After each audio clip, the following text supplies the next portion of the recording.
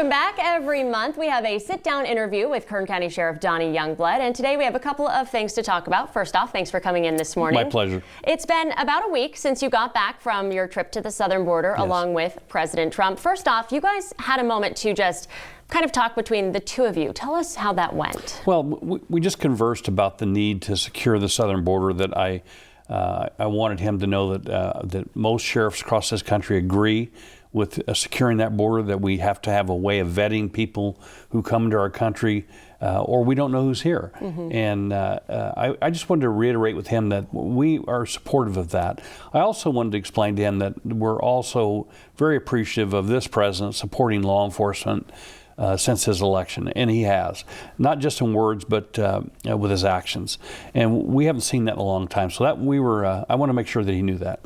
And while you were there, you told me that you looked out of the corner of your eye and you saw someone you didn't expect to see. You saw Congressman Kevin McCarthy. So tell us how that went. Well, the president invited me to make some comments, and when I started making my comments, I saw Congressman McCarthy out of the corner of my eye, which we're friends, and it was nice to see him there.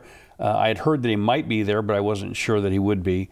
But that was when I first saw him there, and it was kind of nice to stand with the congressman and with the president of the United States.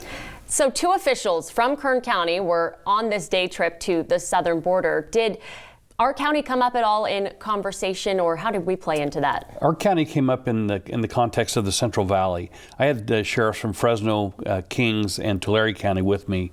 And we have the majority of the migrant workers. So it came up in that context because we're at the very southern end of that.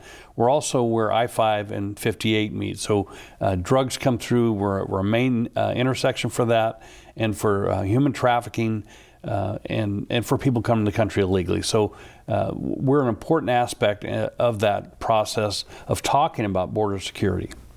I want to touch back on that in just a minute, but first, you have a couple of bills that are a little bit in limbo right now. You support one of them, and one of them law enforcement doesn't necessarily support. Yes. Tell us about those. Yeah, the use of force bill, as written by Assemblywoman Weber, is really physiologically impossible. What it talks about is when an officer is involved in a shooting, was it necessary?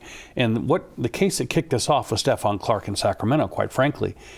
And if you look back at Stephon Clark's shooting, was it necessary by the standard of the new bill? Well, no, because he had a cell phone. But looking forward, that 1/10 of 1 second, when two officers were standing there in the dark with one small light, and they saw this suspect take a shooting stance and a shiny object in his hand from the light, reflection of the light, they believed he was armed.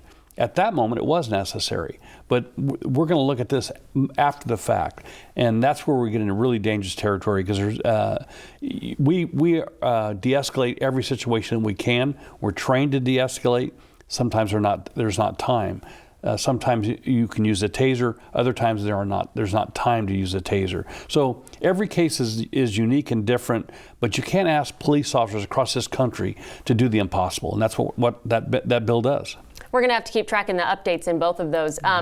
Something else that we wanted to talk about, I know you were saying this is kind of a Bakersfield police case, but there was a gun that was stolen from Kern County Sheriff's Office deputy, or someone with the Sheriff's Office. Yes. And Bakersfield police were able to find some of that deputy's belongings that were stolen along with the gun, but not the gun. Can you talk about that at all? Well, I can tell you that it's a Bakersfield Police Department investigation from a criminal standpoint, and there will be an administrative investigation from our office on how this happened and why it happened, and whether there should be discipline.